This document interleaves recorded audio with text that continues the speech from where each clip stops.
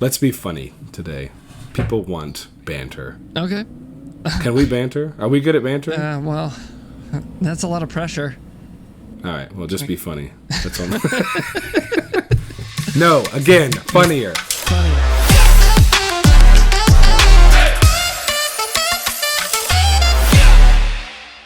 Hey everybody, my name is Jameson. I'm here with my good friend Brenton. What's up? And today we're going to look at some of the different types of media that we really enjoy and that really capture our attention, and then try to analyze what engagement strategies they're using to do so. I can remember literally where I was when this one came out, and I was like, everybody, I'm going to disappear for the next 90 seconds. Don't talk to me. Did you drop your hamburger? No. I did not drop my hamburger. I don't remember, to be honest. It's all like it all disappeared. It's a happy fog. Yeah. I don't remember. When we talk about engagement strategies, obviously sparking emotion is one of them, and so many emotions. Nostalgia, like as soon as you saw that it dropped, it was like Star Wars, like a modern Star Wars movie. Obviously excitement, just because that has such a big fandom. Curiosity was another one that really played in. Yeah. I thought it was done so well because literally trailer opens and it's like desert, desert, desert, and then bam, like guy pops up, and not just a guy, but like a stormtrooper without a helmet on, and we're like, because you'd never seen that before. And we go, wait, what? This is about a stormtrooper? Yeah. Another, besides sparking emotion, another one that we that I identified was obviously telling a story. Trailers, that's what they do. Right. They don't follow all of the traditional like story structure. You know, they obviously in the trailer it introduces us to characters. It kind of shows the tension that's happening in the story. It doesn't really come to a resolution because that's not what trailers are supposed to do, but it leaves you wanting more. Right. In the reading we were doing, they had a link to a fascinating article that was like this data analysis of these are the words, these are the words that are most often used to start articles. These are the ones that are most often used to end articles. These are common phrases. And consistently near the top was either how or how to. I know, like that's everything I look at is how to do this, or. I think their headline game on this one was good just because he's going to draw people in with the how to, blah, blah, blah, blah, whatever. In the beginning of this video, he does a good job with like an introduction hook.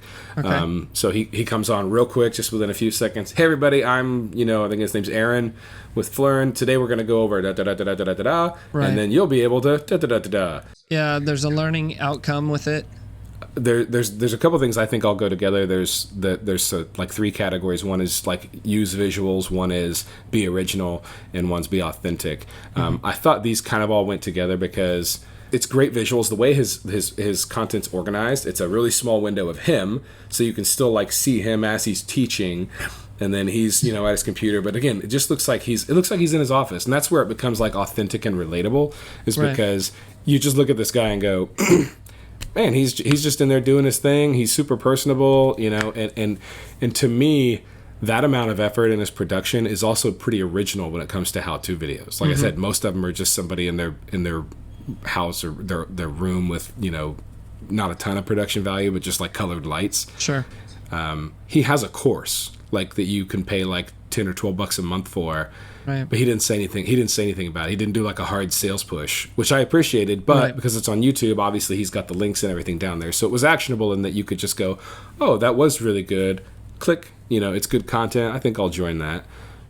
I got my MacBook Pro in the mail. And of course, I like skins on things. I want to protect it from getting scratched, and so I just Googled like MacBook Pro skins and found this company called D Brands. I mean, that's what everybody does, right? Just hits Google and looks for what they want. PS5, the plates on the PS5 come off the sides, and I remember this story when they came out. This company was like, oh, that's a cool market. Sony doesn't make any, no first party ones, so we'll make some, right? And then Sony like sued them for like copyright infringement or something. So what's immediately when you go to this website, they're called Dark Plates, and it says Dark Plates 2.0, and it just says checkmate lawyers. Yeah. And I was like, oh, that's amazing. Right.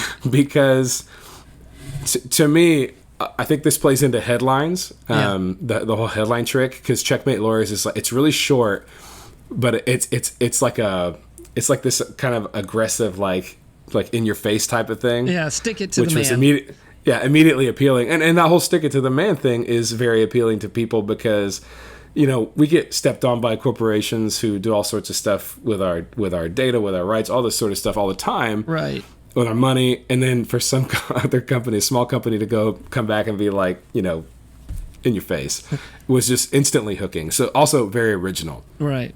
That's another one I picked up on. As far as the copy, like the actual text that they use, a lot of the stuff I read says, you want to keep it short, you want to keep it digestible, short sentences, not big paragraphs.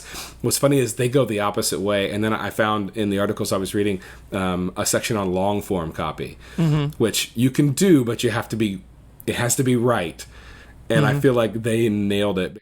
It's called 911. That's all it's called. Right. So there's no catchy headline, but basically the whole thing is it's like 3 stories, but all you hear is the 911 audio from these emergency calls that were made. Okay. Obviously, one of the techniques is tell a story. Right. What's interesting is there's no copywriting here. Nobody wrote any copy for this. This is just audio from a call. Obviously, it was put together in a certain way to be compelling. So they definitely tell the story that way.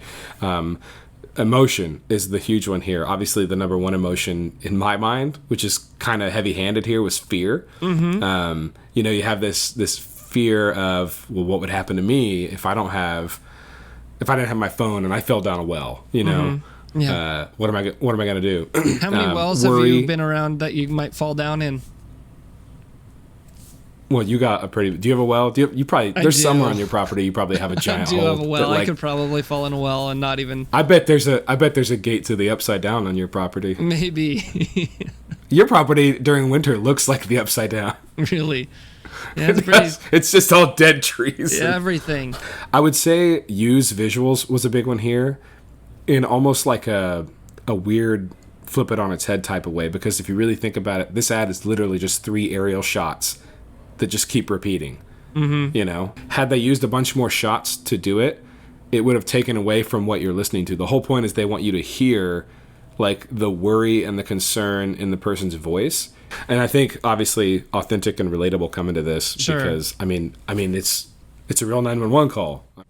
All right, well, thanks everybody for taking the time to watch this. I hope you learned something. I would say like and subscribe, but you can't do that because this isn't a real podcast. So, Britton, thanks for joining me. I'll talk to you later, man. Everybody else, thanks for watching. Absolutely.